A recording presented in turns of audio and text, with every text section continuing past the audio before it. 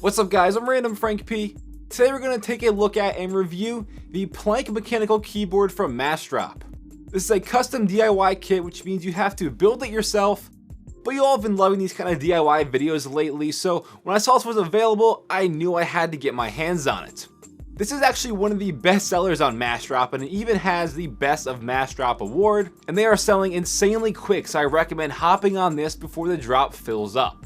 What makes this keyboard so unique is its very compact and simplistic look to it. It only has 47 total keys for this MIT layout. I'll get to more on that in a minute, but it looks just really eye-catching and it stands out from the rest.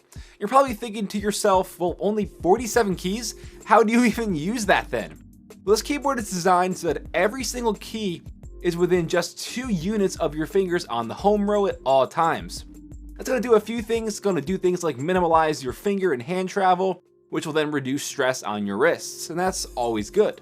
And before we get into the details, since this is in fact a DIY kit, you do have to build the keyboard. But one thing I always see in the comments of this videos is, oh, why do you have to pay to build your own keyboard? I'd rather just, buy one that's already made for me and save the money. Yes, you are paying for the pieces in this kit, but it's worth it in just itself having the experience of building this keyboard that is your very own.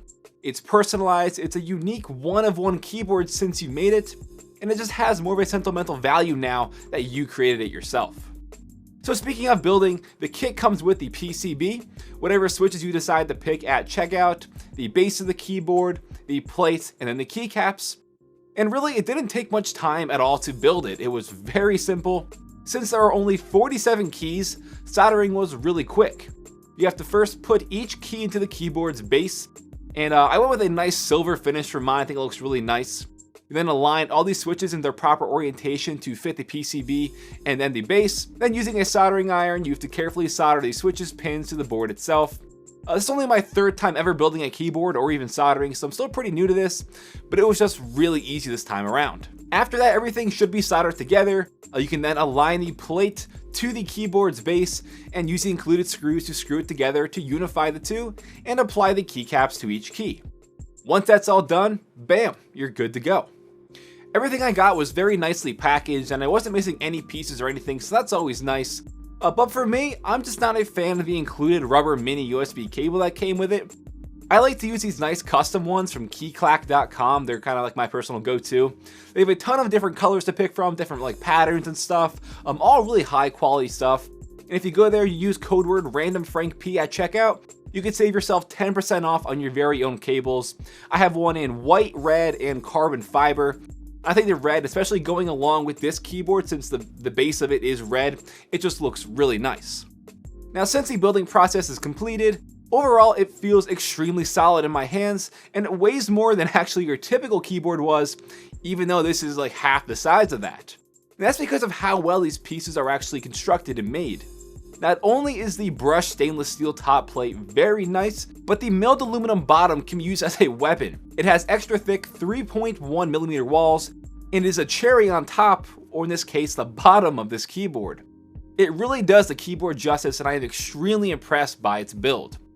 Also, it does come with the 3M rubber feet to apply to the bottom of the keyboard so you can prevent it from scratching whatever surface you're on, and it'll also help it to stay in place, but this thing's pretty heavy so won't have to worry about that. But altogether, this keyboard is very awesome.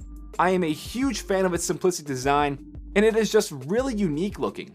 I mentioned earlier that I have the MIT layout, which features that really miniature 2U spacebar, but if you opted to go with the grid layout at checkout, it would be 2 individual keys there instead of just that one mini one. And speaking of the spacebar, in the building process, it did come with stabilizers, but I opted not to use them since the spacebar is just so tiny I didn't find it really necessary to include that when I was building it.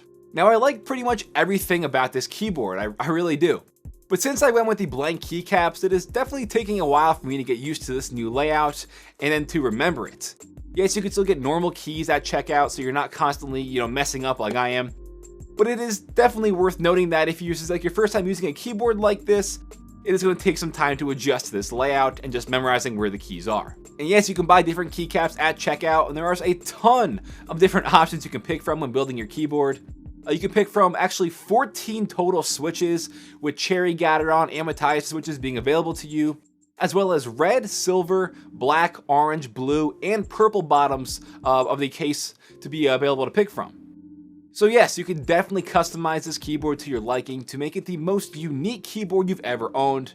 I definitely recommend picking this up, whether if you're in the market for a new keyboard, or if you're just looking to get into keyboard building as a hobby. This is a great place to start, and the drop starts at only $120 right now with shipping.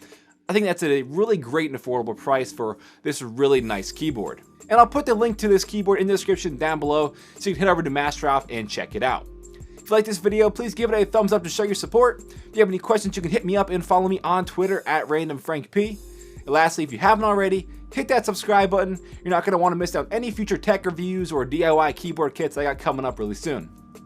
Well, I'm Random Frank P. Hope you enjoyed. Have a good day.